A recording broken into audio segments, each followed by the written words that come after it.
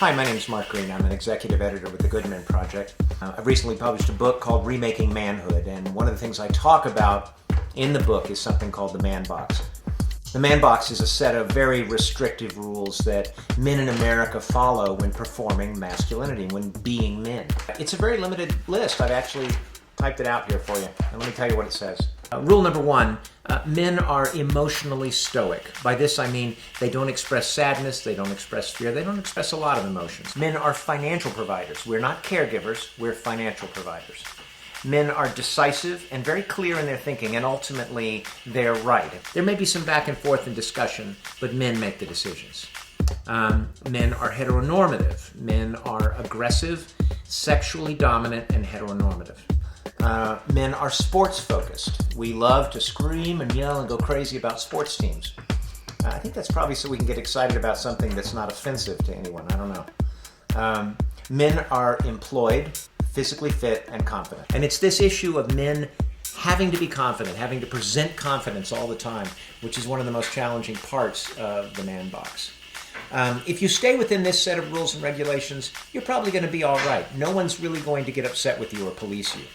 But if you step outside of these rules, you may hear things like faggot, pussy, wimp, mama's boy, and that may not be the worst of it. The worst of it, you may be beaten up or killed. Welcome to the man box. The way that we get policed can be very subtle. It can be a simple glance across a room. If you, for instance, put your arm around a man and leave it there for a little too long, you may notice people glancing at you in the room. This may cause you to remove your arm because you don't want to be viewed as non-heteronormative.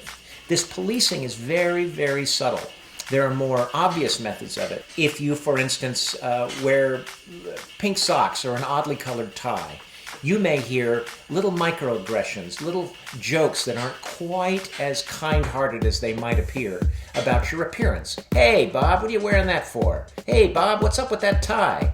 It's a clear and obvious signal that you're stepping outside what they consider to be normative. It's important to understand that all of us are aware of the rules already. All of us are already operating in certain ways. And one example I like to use is how a boy is allowed to carry his books to school. Let's say you're just walking down the hall and you have a geography book.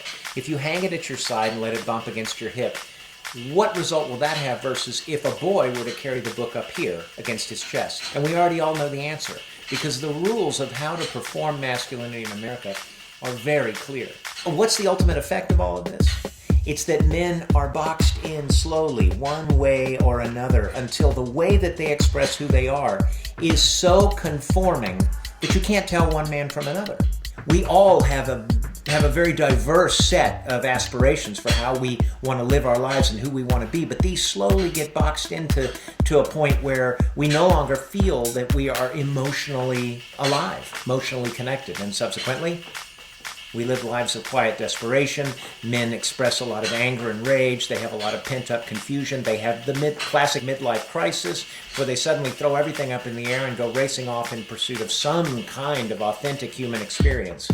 All of this is the result of the man box, and all of this is something that a lot of men are struggling to break out of now. So breaking out of the man box, how does it work? In my life, it was being a full-time father to my son. Between the time he was born till he was 4 or 5, I worked at home full-time. I was always there. He was always in my life, and I was always in his. What this did for me is it transformed my view of myself from this provider role to the caretaker role. And for about 2 million men at last count in America who are full-time stay-at-home dads, it is this caretaker role which is transformative. What was once called women's work is now proving to be a very liberating experience for men. So if you're looking for solutions to the kind of confines that the man box presents, look for what you aspire to. Look for what you're seeking in your own life that you haven't granted yourself permission to pursue. Because it's in those spaces that we begin to be authentically alive.